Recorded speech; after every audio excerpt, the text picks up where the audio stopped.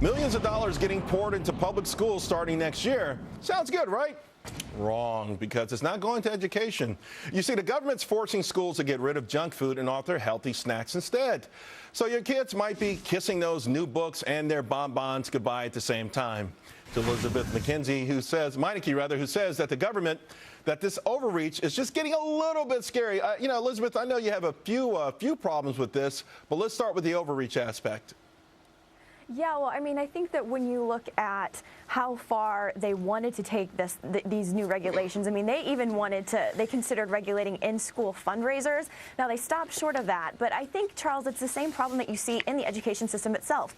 They try to take this one-size-fits-all approach, and you really can't do that. This needs localized attention. One lady who testified before Capitol Hill said, listen, we have healthy options for kids, but because of certain USDA standards that say, you can't have more than 2 slices of whole grain bread for 5 days a week, for sandwiches, that basically we can't offer those. So I think that, we see again this overreach is really kind of hurting our children, whereas if you take a more localized approach, you'll actually see things, be more effective and kids actually be healthier. And the bottom line, this is coming from the federal government, but local governments have to implement it, and they have small budgets. We know they're suffering, continue to suffer. So to implement some of these things, I know you talked about the cost. I mean, it's a lot more expensive perhaps to offer some of this stuff, and something's got to go. I mean, something's got to go. Maybe the books, and maybe something that really might have a longer lasting impact on a kid's life.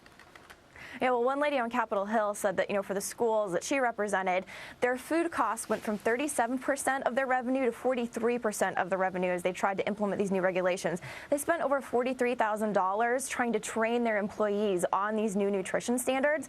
So my question is, wouldn't the government, instead of trying to micromanage what these kids are eating, wouldn't they be better served if they simply tried to create a stronger economic environment so that people's money stretched further, healthier foods became more affordable, and you could actually spend that money on children's education? And let's face it, we're not talking about vending machines with salads in them. I mean, you'll have maybe Diet Coke instead of Coke, a granola bar instead of a Snickers, and at the end of the day, isn't that kind of just goofy?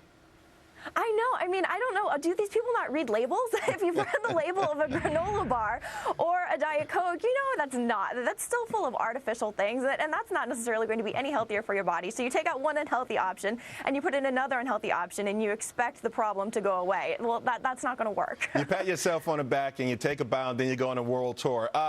This week, a lot of important decisions from the Supreme Court, but a lot of it seemed to have boiled down between a fight between the federal government and states' rights. And do you think this is another example of that, where local governments, where states aren't allowed to determine what's best for their kids, where they've got to take their marching orders from Washington, D.C.? Of course, we can argue about everything, but when it comes to our children, almost everyone would agree that's at the top of the pecking order, and the parents and the states and the local governments should have more of a role in the decision-making process than someone or a bureaucrat sitting in Washington, D.C. Yeah, unfortunately, in some of these regulations, they did leave some of them up to the states, which I applaud.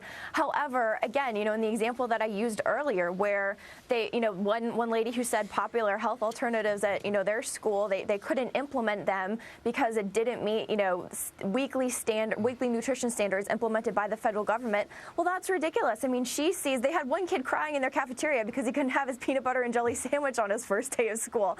There's absolutely no need for that. That's something that's much better handled at the local level, and I think that the federal government needs to go back and really consider, are they the best people for this job? I got to be honest with you. When I don't get my peanut butter and jelly sandwich, you should see me. I throw a pretty good fit. That's the best snack out there. I'm telling you, that's the best lunch, peanut butter and jelly. All right. I know, warm peanut butter and jelly. Who would have thought, right? I've gotten healthier, though, because 10 years ago I switched from white bread to whole wheat, but you got to go with it. Thanks a lot, Elisabeth. Whole wheat still won't help you with this situation, so yeah, they're still coming after you. All right, thanks a lot. We'll see you soon.